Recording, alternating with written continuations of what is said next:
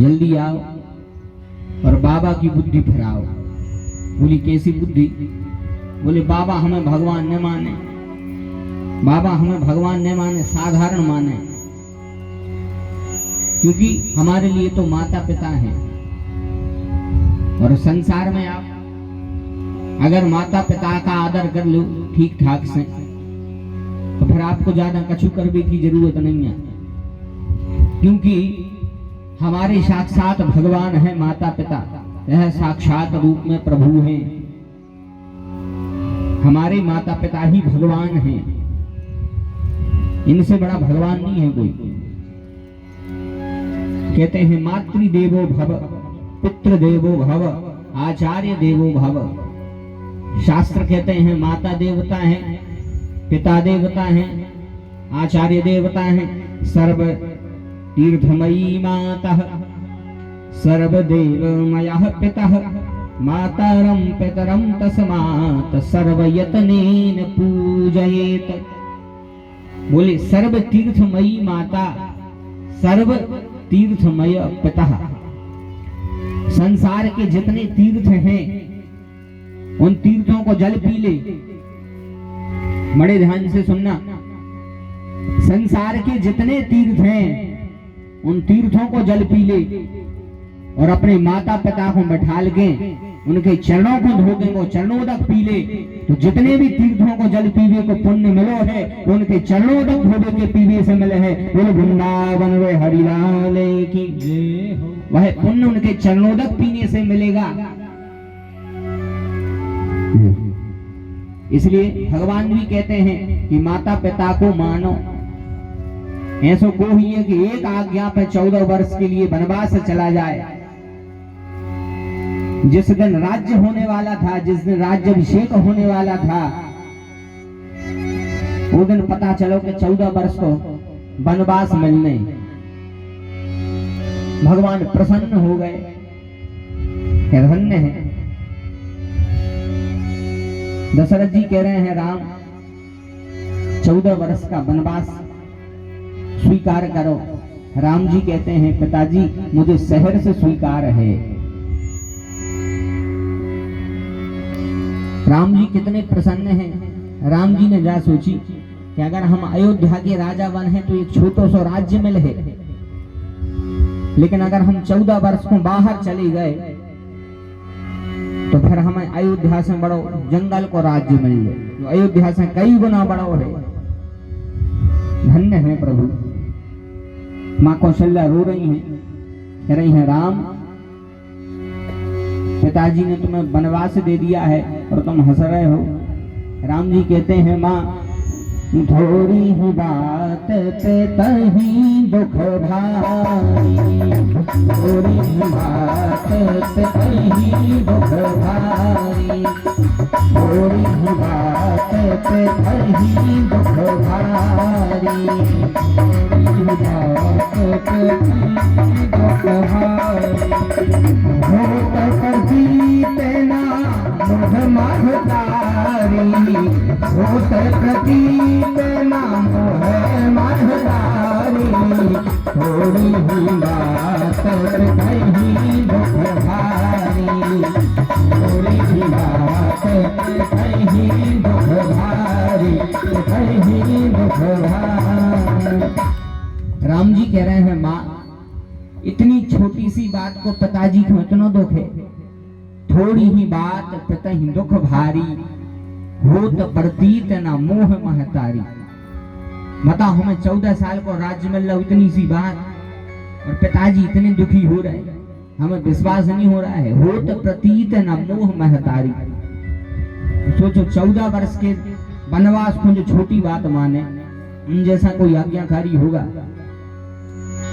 प्रभु ने जो आदर्श जीवन जिया है उस अगर जीवनी का हम और आप जरा भी अनुसरण कर लें तो हमें एते होते भटकने की जरूरत नहीं है। जीवन तो वैसे ही सफलता की सीढ़ी चढ़ जाएगा, केवल भगवान के चरित्रों का अनुसरण करने से। और जब भगवान ने योग माया से कहा, योग माया ने बुद्धि बदली, तो जो वसुदेव जी कह रहे थे देवकी से कि देवकी कृष्ण बलराम से चरण मत छुआना। आंखें कहने लगे कि देवकी सुनो, क्या पता हमें क्या हुआ हो, तो हम उल्टी सीधी बातें कर रहे थे। अगर कृष्ण बलराम आए उनसे मेरे को चरण छुए क्यों? अपने यहाँ माता पिता, वे आए अपने बालक।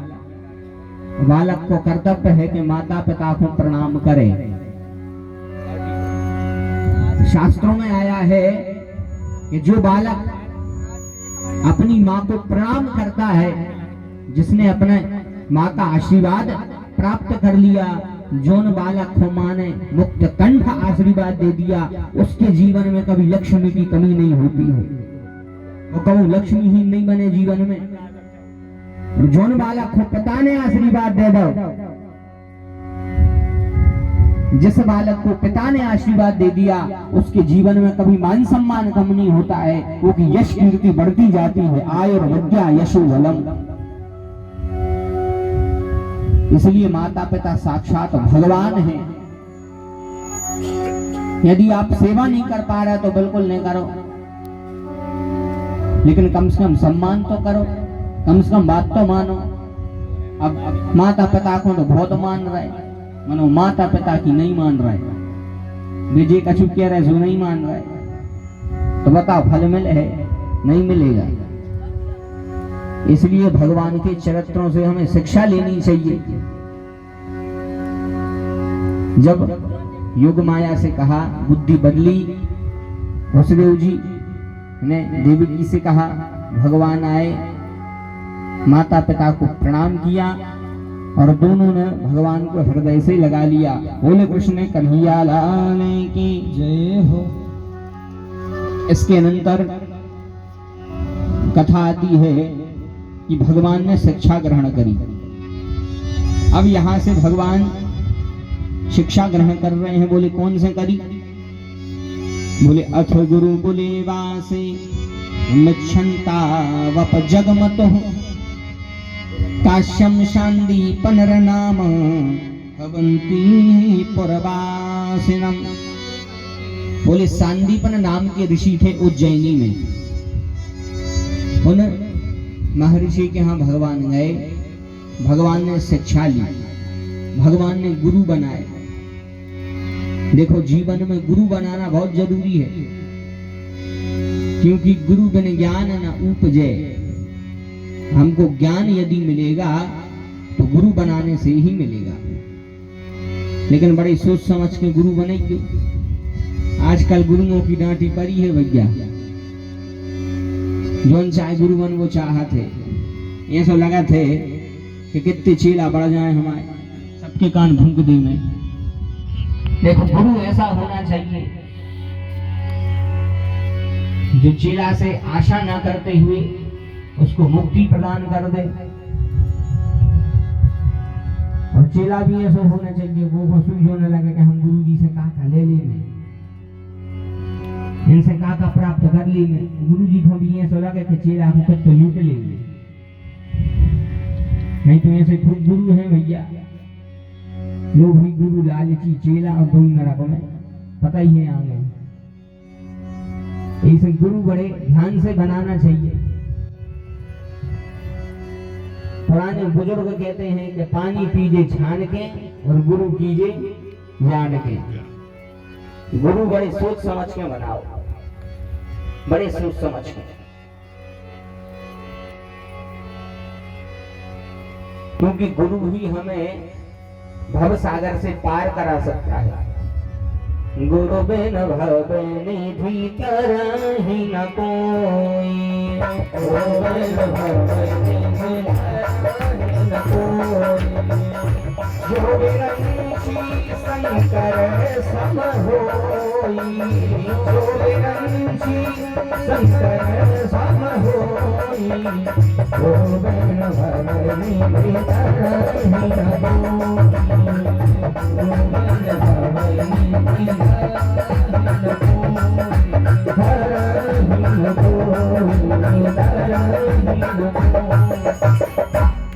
बोले गुरु के बिन भव सागर से कोई तर नहीं सकता।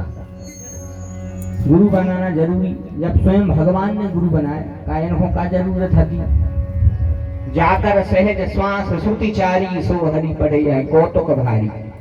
जो उनके लाने केवल सांस लेवे से चार ही वेद कंठस्थ हो जाए, उनने गुरु बनाए। गुरु बनाना जरूरी है, क्यों? क्योंकि गुरु जो है हमारी दृष्टि सही करते हैं, दृष्टि सही करते हैं। कौन सी दृष्टि? ये दो ही आंख है। बोले जो दो आंख है नहीं, दो आंखें भीतर भी हैं। एक दिन कथा में बताई थी कि दो आंखें अंदर भी हैं। कौन कौन सी? बोले मरमी सज्जन सुमति कुदारी, ज्ञान विराग नयन और अगारी। दो नयन भीतर भी हैं, एक ज्ञान और एक वैराग्य। तो जो बाहर के नेत्र हैं, ये यदि खराब हो जाएं, इनको तो उपाय है, ऑपरेशन करवा ले, चश्मा बनवा ले। इनको तो उपाय है कि अगर इनमें खराबी आ जाए, निकट दृष्टि दोष हो जाए, दूर दृष्टि दोष हो जाए, मोतिया बंद हो जाए, खांसिया बंद हो जाए, वो खिलाने तो चश्मा है, ऑपरेशन करवा लो। तो बाहर की दृष्टि को तो ऑपरेशन हो सका है, लेकिन भीतर की दृष्टि को ऑपरेशन नहीं हुई है। भीतर की दृष्टि को ऑपरेशन नहीं हो सके, या तो ठीक हुई है। अच्छा, कैसे ठीक हुई है? भीतर की दृष्टि कैसे ठीक होगी? तो जैसे आंखों का अंजन होता है, अंजन, आंखों के दोष दूर हो जाए तो अंजन लगा भी से, ऐसे ही हमारे जो अंदर की दृष्टि है उनमें भी एक अंजन लग है। कौन सो? बोले गुरु पद रज मृदु मंजुल अंजन, नयन अमीय मृग दोष भंजन। गुरु पद रज, गुरु के चरणों की रज, गुरु पद रज मृदु मंजुल अंजन, नयन अमीय मृग दोष भंजन। गुरु के चरणों की रज हम आंखों पर लगाएं, उनके वचनों पर विश्वास करें, तो अवश्य ही हमारी यह दृष्टि ठीक हो जाएगी। ऐसे रामायण की सबसे पहली चौपाई क्या है? बोली सबसे पहली चौपाई गुरु की है। बंदहु गुरु पद पदम परागा, सुरभि सुबास सरस अनुरागा, अमीय मूरी में चूर्ण चारु, समन सकल भव रज परिवारु। पहली चौपाई है कि नहीं मानस की? बंदहु गुरु पद पदम परागा। ऐसे गुरु जो है हमारी दृष्टि को ठीक करते हैं। बिना गुरु की दृष्टि ठीक नहीं होगी, और जैसी दृष्टि है वैसो हमें सब दिखे। कहते हैं जैसी दृष्टि वैसी सृष्टि। जैसी हम देखेंगे संसार को, जिस भाव से देखेंगे उसी भाव से हमें नजर आएगा। इसलिए गुरु जो है हमारे उस भाव को ठीक करेंगे। भगवान ने गुरु बनाए, इन्होंने अपने गुरु से 64 कलाएं सीखी। मानव जीवन की 64 कलाएं हैं। इन्होंने 64 कलाएं सीखी, जिनमें अनेक अनेक कलाएं हैं। संगीत कला, वाद्य कला, गायन कला, अनेक अनेक कलाएं हैं 64 विद्याओं में। जब भगवान ने सब विद्या सीख ली, तब भगवान कहते हैं गुरु जी से, गुरुदेव हमने शिक्षा ले ली आपसे, अब आपको गुरु दक्षिणा देनी है। देखो, जिससे ज्ञान प्राप्त होता है उसको गुरु दक्षिणा देनी चाहिए। जो उनसे ज्ञान मिल रहा हो वो गुरु दक्षिणा दे। कृष्ण कहते हैं गुरुदेव बताओ आपको गुरु दक्षिणा में क्या चाहिए। अब गुरुजी ने भी सोची कि अगर कृष्ण दे रहे हैं दक्षिणा तो फिर इनसे छोटी मोटी का मांगो। कौत्सम प्रपद्ये वरदंतु शिष्यः। रघुवंश महाकाव्य में आती है कथा कि कौत्स नाम का विद्यार्थी था, जिनके गुरु का नाम था वरदंतु। इनने दीक्षा ली, उसके बाद में ज्ञान लिया, और जब ज्ञान ले लो तो कौत्स के थे अपने गुरु जी से, वरदंतु से, गुरुदेव आप बताओ क्या आपको गुरु दक्षिणा चाहिए। गुरु जी कह रहे हैं हमें कछु नहीं चाहना। बोले नहीं नहीं बताओ आप। गुरु जी बोले बेटा हम जानते हैं कि तुम्हारे पास उतना सामर्थ्य नहीं है कि हम कुछ मांगाएं और तुम दे सको। इसे हमें चाहना ही नहीं है तुमसे कुछ, हमारा आशीर्वाद हमेशा साथ में है। लेकिन जब नहीं माने, बार बार कहे आप दक्षिणा मांगो, दक्षिणा मांगो, दक्षिणा मांगो, गुरु जी कहते हैं अब ज्यादा ही अगर तुम्हें दक्षिणा देने हैं तो हमें 14 करोड़ सोने की मुहरें दे दे दक्षिणा में। 14 करोड़ सोने की मुहरें, 14 कोटि स्वर्ण मुद्राम अनायितम, 14 करोड़ मुद्राएं दे। बोले हनुमान जी महाराज की, बोले 14 करोड़ मुद्राएं दो। अब बेचारों कहां से ले आए? लेकिन उस समय महाराज रघु का शासन था, राजा रघु का शासन था, सूर्य वंश का शासन चल रहा था। इन्हें सूजी कहूं न जाओ, एक काम करो राजा कहते चलो। कोई समय पे राजा रघु ने करो एक यज्ञ, और ऐसो यज्ञ करो कि इन्हें अपना पूरा खजानो बांट दो। इन्हें सब कुछ बांट दिया, इतना बांटो कच्छु नहीं बचो, अकेलो महल खुद को बचो। एक दिन की बात है, एक महात्मा आ गए और अगर कोई इनसे मांगत तो तुझे मना न करते। महात्मा आए और महात्मा कहते हैं महाराज हमें भी आपसे दान चाहे। महाराज बोले का जाने? बोले जो महल ले दे तो तुम जाओ बाहर रहने लगो। धन्य है राजन, उसी समय संकल्प लिया, महल का भी दान कर दिया। खुद जाके रानी के साथ में बाहर रह रहे वृक्ष के नीचे, वृक्ष के नीचे रहने लगे। अब इस कोत्स को पता नहीं था, इनने तो सब दान कर दो, इनके तो फूटी कोणी नहीं है, इनके तो ठन ठन पाल बचो, बोले कच्छु नहीं बचो इनके, जो गाओ अयोध्या। रास्ते में जैसे ही रुका तो एक वृक्ष के नीचे महाराज महारानी थी,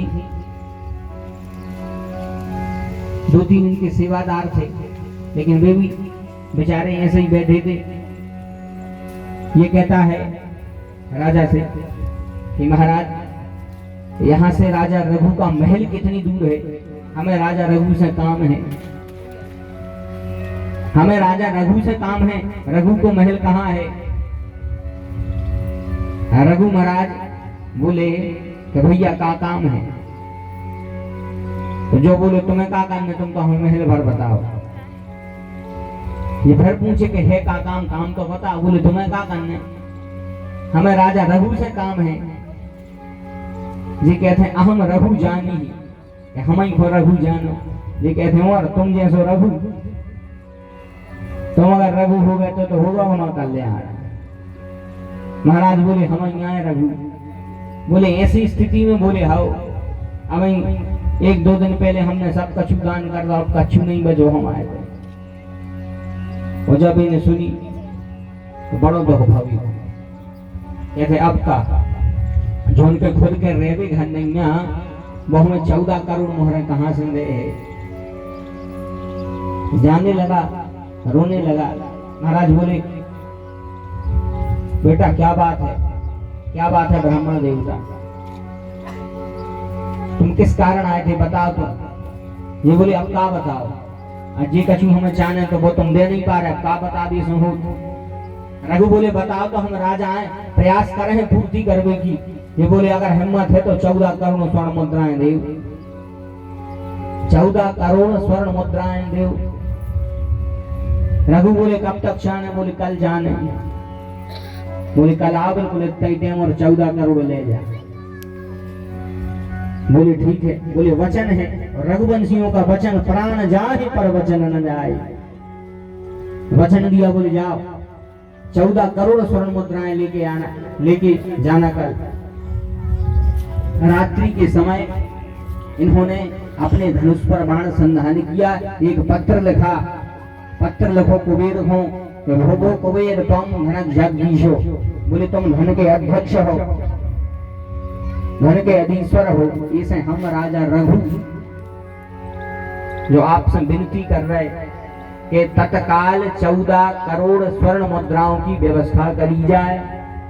इतनी ताकत थी पहले के राजाओं महाराजाओं में। बोले सीता रामचंद्र भगवान की। इतना सामर्थ्य था। और जब कुबेर ने वह पत्र पढ़ा तो वही समय पे 14 करोड़ स्वर्ण मुद्राएं की वर्षा करी। जैसे ही वर्षा करी, बोले सीता रामचंद्र भगवान की, 14 करोड़ स्वर्ण मुद्राओं की वर्षा करी। उन्हें तो और वर्षा दें, 14 करोड़ से ज्यादा। तो प्रातः काल जब कोट से मुद्राएं ले भी आओ, महाराज कहते हैं लो महाराज जी आपकी हो गई व्यवस्था। बड़ा प्रसन्न हो गया। बिल्कुल 14 करोड़ नहीं। रघु बोले तनक और ज्यादा ले ले। बोले बिल्कुल नहीं, जितनी आवश्यकता है उतनी ही लेंगे। अपन आजकल के महाराजों जैसे हते हमारों जैसे, फिर तो ऐसा लगता कि पूरी धर लेते जेब में, ऐसा लगता पूरी धर लेते। लेकिन धन्य है, जितनी आवश्यकता थी उतनी ही ली और गुरु जी को भिक्षा दक्षिणा प्रदान कर दी। बोले वृंदावन वे हरिलाल की। तो ऐसे ही कृष्ण जब पूछते हैं गुरु जी आपको क्या दें दक्षिणा में, गुरु जी कहते हैं अगर दक्षिणा देने हैं तो एक ही लड़का है तो एक दिन स्नान करवेगा, उसको कबो नहीं लो तो कोई ध्यान दे। गुरुपुत्र अहानितम नज कर निबंधनम आनयस्य महाराजा मच्छन पुरस्कृतः। बोले एक ही पुत्र था, स्नान के लिए गया, आज तक नहीं अब ध्यान दे, आज तक मरो आदमी वापस आओ है। लेकिन भगवान यमलोक गए, यमराज से इनके पुत्र को वापस लाके गुरु जी को दक्षिणा प्रदान करी। बोले सीता रामचंद्र भगवान की। इसलिए भगवान सर्व समर्थ हैं। भगवान सर्व समर्थ हैं, कुछ भी कर सकते हैं, कर्तुम अकर्तुम अन्यथा कर्तुम। भगवान तो समर्थ हैं, कुछ भी कर सकते हैं। मूक हो ही वाचाल पंगु लंगते गिरिम यत कृपातम हम वंदे परमानंद माधवम। बोले भगवान क्या नहीं कर सकते हैं। इसके अनंतर एक छोटा सा चरित्र और इसके अनंतर उत्तरार्ध की कथा प्रारंभ हो। बोले भगवान के एक मित्र थे जिनका नाम था उद्धव। तो श्री राम प्रवरो मंत्री कृष्णस्य दैतः सखः शिष्यो बृहस्पते साक्षात् उद्धवो बुद्धि सत्तमः। बोले भगवान के एक सखा थे जिनका नाम था उद्धव। इनको ज्ञान का अहंकार था। इनको जो लगा तो हमसे बड़ा ज्ञानी कोई है नहीं है। एक बार भगवान गोपिकाओं के विरह में अश्रुपात कर रहे थे। उद्धव वहां पहुंचे, कहते हैं प्रभु आप रो रहे हो, आप सर्व समर्थ होके रो रहे हो। भगवान कहते हैं उद्धव इस प्रेम को तुम नहीं समझोगे, इस प्रेम को तुम नहीं जान सकते। प्रेम को वही जानता है जिसने किया हो। तत् सुख सुखित्वम प्रेम लक्षणम। बोले हम जानते हैं किस प्रकार गोपियों से प्रेम है। उद्धव कहते हैं आपको,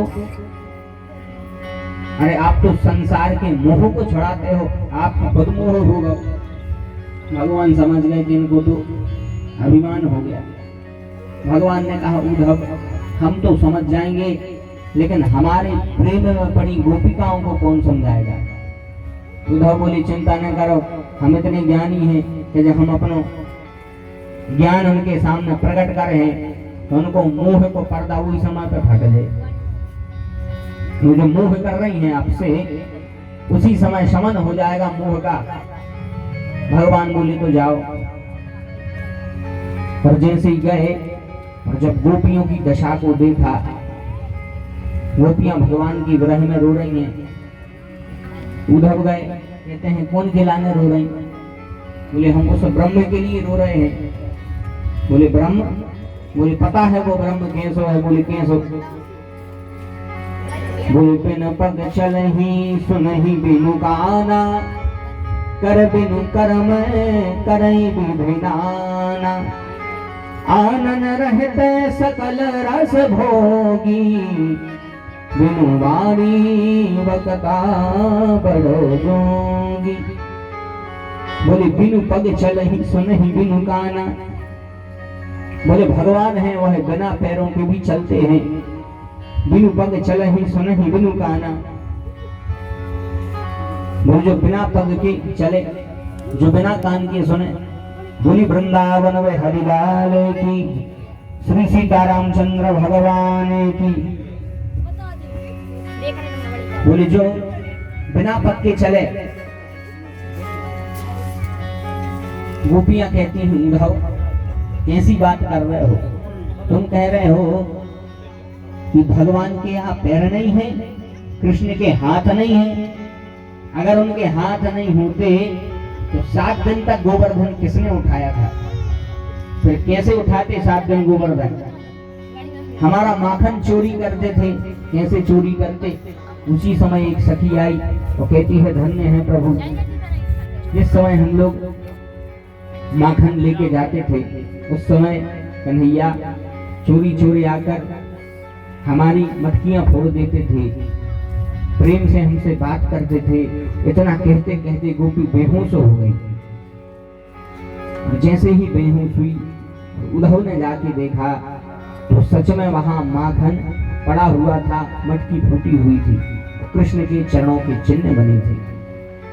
जैसे ही उद्धव ने सुना तो इनको आ दो ज्ञान तो यही समय पे मिट गओ। और जो बचा खुचा धैर्य था, जब यशोदा मैया के पास में गए, जितना बचा खुचा ज्ञान था उसी समय वह ज्ञान भी समाप्त हो गया। देखो भगवान ज्ञानी को तो मिलते ही है, ऐसी बात नहीं है ज्ञानी को नहीं मिलते। ज्ञानी को भगवान मिलते हैं, भगवान भक्त को और जल्दी मिलते हैं। एक बार एक ज्ञानी में भक्त में बहस हो गई। ज्ञानी कहता है हम बड़े, भक्त कहता हम बड़े, दोनों कहते चलो भगवान के तरफ। जब भगवान के यहाँ गए, भगवान कहते हैं कहो भैया कौन से काम से आए? ज्ञानी कहता है प्रभु आप निर्णय करो कि हम ज्ञानी बड़े हैं या आपकी नजर में भक्त बड़ा है। भगवान कहते देखो भैया हमारी नजर में तो दोनों बराबर है, हमारे यहाँ असमानता नहीं है, दोनों बराबर है। ज्ञानी कहता है नहीं दोनों, एक बताओ, एक बताओ ज्ञानी बड़ा है कि भक्त बड़ा है? तब भगवान ने कहा देखो दोनों समान है, कोई बड़ा छोटा नहीं है। बोले नहीं बताओ। तब भगवान कहते हैं ठीक है सुनो, ज्ञानी जो है वह मेरी आत्मा है, ज्ञानी जो है वह मेरी आत्मा है। और जब भक्त ने सुना कि ज्ञानी तो आत्मा है, उसी समय भक्त रोने लगा, भक्त रो के जाने लगा। भगवान कहते भाई साहब कहाँ जा रहे हैं? भक्त कहता है अब कहाँ है सुनवे के लाने? आपने कह दिया कि ज्ञानी तो आत्मा है, तो आत्मा से बड़ा कुछ होता ही नहीं है। यदि ज्ञानी आपकी आत्मा है तो आत्मा से बड़ा कुछ नहीं होता है। भगवान कहते हैं हमारी बात तो सुनो। भक्त कहता है क्या? भगवान कहते हैं पूरी बात सुनो, ज्ञानी तो मेरी आत्मा है, धन्य है प्रभु। बात सुनकर के भगवान रोने लगे। भगवान कहते हैं ज्ञानी तो मेरी आत्मा है, लेकिन भक्त तो मेरा परमात्मा है। बोले वृंदावन में हरिलाल की। बोले ज्ञानी तो मेरी आत्मा है, भक्त तो मेरा परमात्मा है। भगवान तो भक्त के भी भक्त हैं। मैं भगतन को दास भगत मेरे मुकुटमणि। भगवान तो भक्तों के भक्त हैं। इसलिए भैया ज्ञान से तो भगवान मिल जाते हैं,